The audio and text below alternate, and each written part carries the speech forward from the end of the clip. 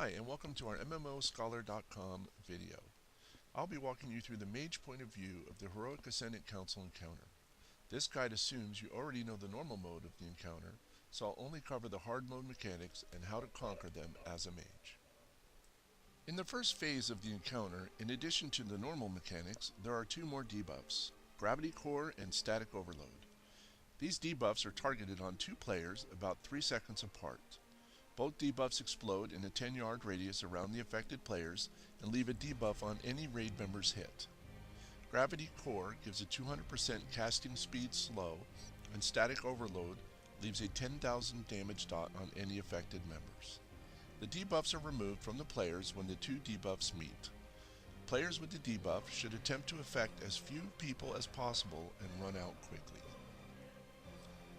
The positioning used is very simple.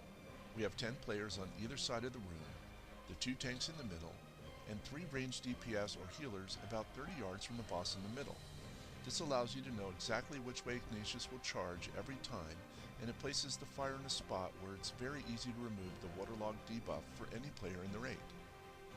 Maximizing DPS in this phase generally relies on multi-dotting and lack of gravity cores around you.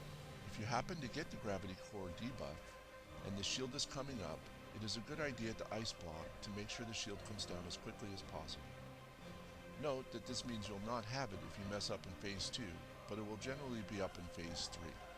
The rest of the phase plays just like normal mode.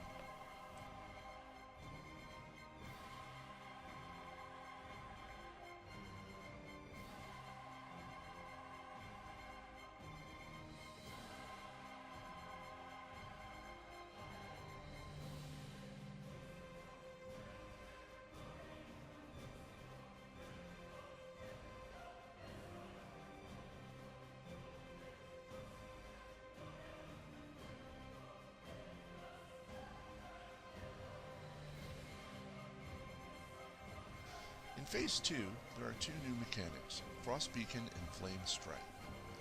The Frost Beacon looks very similar to the Frost Orbs in Phase 3 Maloriac, and they spawn the same way. After it's spawned, it will lock onto a random raid member and chase them. You want to be away from any Frost Orb as soon as you see where it's going to spawn, because if it hits you, it's an instant raid wipe.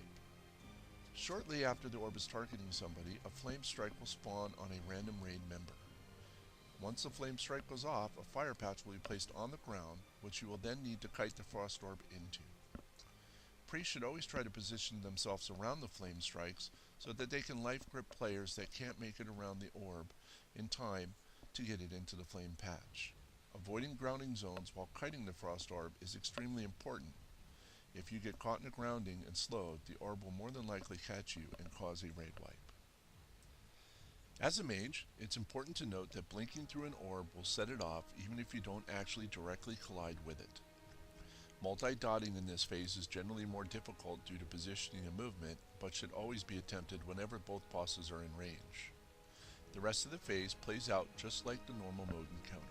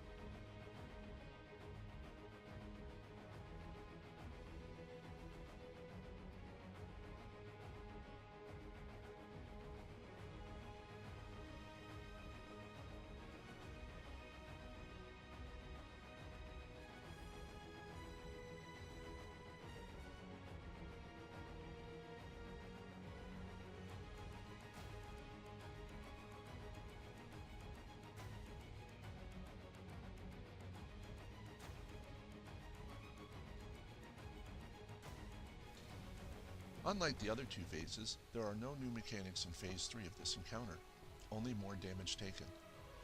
At the start of Phase 3, our raid separates into a 3x3 grid in the center of the room with 2 ranged to a spot. The damage is completely manageable with only 2 people chaining to each other, but once you have any more than that, the damage becomes unhealable. The boss should be hiding around the edges of the room and kept in range of every player while he is moved. If the boss for any reason gets out of range, it is more important that you not move, since chaining lightning will cause a wipe much more often than losing a small amount of DPS. We use Lust at about 30 seconds into the phase as healing becomes more intensive. Double potting during Lust is pretty much necessary to meet the DPS check required for this phase.